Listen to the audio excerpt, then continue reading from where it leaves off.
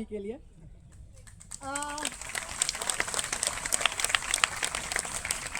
Speech शुरू करने से पहले मैं कुछ सवाल पूछूंगी और मैं चाहती हूँ कि हर कोई उसका ईमानदारी से आंसर दे, क्योंकि हम ईमानदार कम्युनिटी के लोग हैं। बिल्कुल।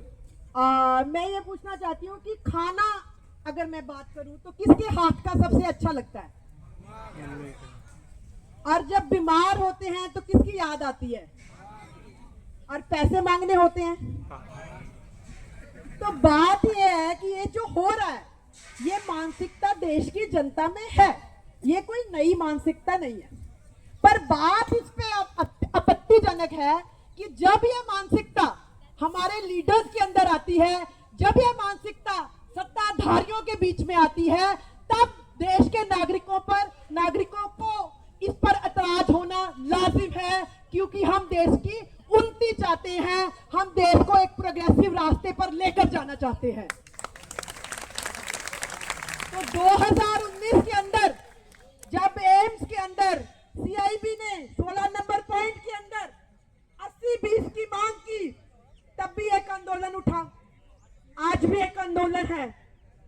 बात इस पे लगातार ये हो रही है कि 80-20 नहीं होना चाहिए।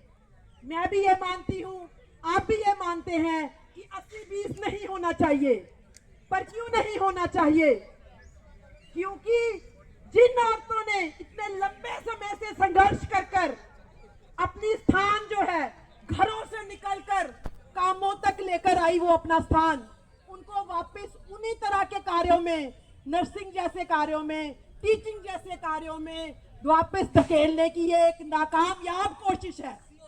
इसलिए मुझे आपत्ति है, इसलिए मुझे औरत होने पर स्पेसिफिकली 80-20 के अगेंस्ट में खड़ी हूँ। इसके साथ ही 80-20 और क्या करती है? उन तमाम नौजवानों के रोजगार का हक जो है वो खोस कर ले जाती है, जिन्होंने 4 साल बीएससी के अंदर दिन रात मेहनत कर अपनी जो डिग्री ली है और आज वो रोजगार के लिए भटकते हुए हैं। इसलिए मुझे 80-20 पर आपत्ति है। इसके साथ ही 80-20 पर इसलिए भी आपत्ति होनी चाहिए जब हम यहाँ दिल्ली के मंच पर खड़े होकर ये बात करते हैं कि हमारा देश विश्व शक्ति बनने जा रहा है, तो ऐसी पॉलिसी इस देश के अंदर शोभा नहीं देती।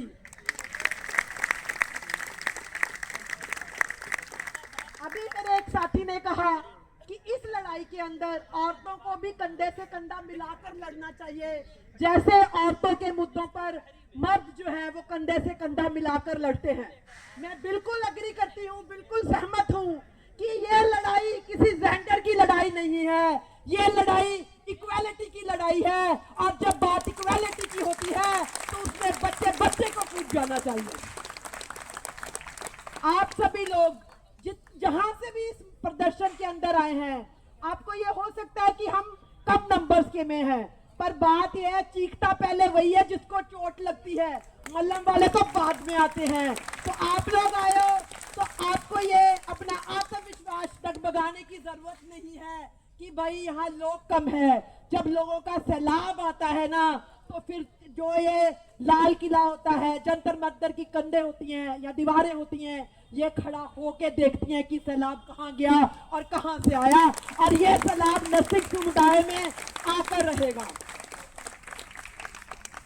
80-20 की लड़ाई के चलते मेरी बात बहुत JWC मेंबर्स के साथ में हुई, स्पेसिफिकली विकास से। तो मैं पिछले कम से कम 5-6 सालों में नर्सिंग राजनीति के अंदर सक्रिय हूँ। तो मैंने एक ही बात कही कि नर्सिंग के पास में, नर्सिंग बहुत स्ट्रॉन्गर फोर्स है। अगर मैं ये कहूँ 2019 में जब कोरोना आया तो हमें पता है मेजॉरिटी हॉस्पिटल्स को किसने संभाला। आप पेशेंट्स के बयान लीजिए, आप पेशेंट से उनकी हार्ट बीटती लीजिए, तो वो आपको बताएंगे कि जब मैं मर रहा था या जब मेरा परिवार का कोई जना मर रहा था तो उसके पास नर्सिंग ऑफिसर ही था, उसके पास डॉक्टर्स अवेलेबल नहीं थे। तो वो जो स्ट्रॉन्गर फोर्स है उसकी एक वीकनेस है कि हम छोटे छोटे भेदभावों से अलग रास्ता चुन लेते हैं। तो मुझे यहाँ पे सभी लीडर्स को भी ये कहना है, मनमुटाव चलते ही होते हैं, रिश्तेदारों से हमारे मनमुटाव होते हैं ना, क्योंकि हम विचरते हैं, हम काम लेते हैं उनसे, वो हमारे काम आते हैं। मनमुटाव का मतलब रास्ता बदलना नहीं होता। नरसिंह समुदाय जब तक एक रास्ते पर एक लीव में नहीं चलता, नरसिंह समुदाय का उत्थान तब तक नहीं हो सकता। तो मेरी ये पहली रिक्वेस्ट जो नरसिंह समुदाय से ये है कि लीडरी सेकेंडरी हो जाती है जब यूनिटी की बात आए, और ये दिमाग में हर नर्सिंग ऑफिसर को, हर नर्सिंग स्टूडेंट को रखनी चाहिए कि यूनिटी मेरे लिए पहले है, लीडरशिप मैं बाद में भी कर लूंगा। इसके बाद में आते हैं कि 80-20 क्यों, कहाँ लागू होना चाहिए और क्यों। सरकारें कहती हैं कि कंफर्ट चाहिए पेशेंट को, हम भी मानते हैं, बिल्कुल। आप लोग नहीं मानते? मानो यार, हम कहते हैं कि पेशेंट को कंफर्ट चाहिए, तो आप अपनी फैकल्टी में 80-20 लेके आइए, आप अपनी एडमिनिस्ट्रेशन में 80-20 लेके आइए, हम नहीं मानेंगे पेशेंट को कंफर्ट चाहिए। आप नर्सिंग कम्युनिटी पे अटैक करेंगे, हम नहीं मानेंगे।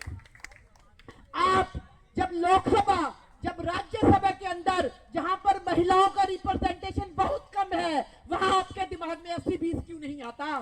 जहां जिस देश के अंदर 16 प्रधानमंत्रियों में एक महिला प्रधानमंत्री है, वहां आपके दिमाग में 80-20 क्यों नहीं आता? और अगर आपके दिमाग में सिर्फ नर्सिंग कम्युनिटी में 80-20 आता है, तो हमें आपत्ति है, और हम इस विरोध प्रदर्शन के जरिए आपको बताना चाहते हैं कि आप अपनी पॉलिसीज पे ध्यान दीजिए। अगर आप ध्यान नहीं देंगे तो जनता को उस पर ध्यान देना होगा।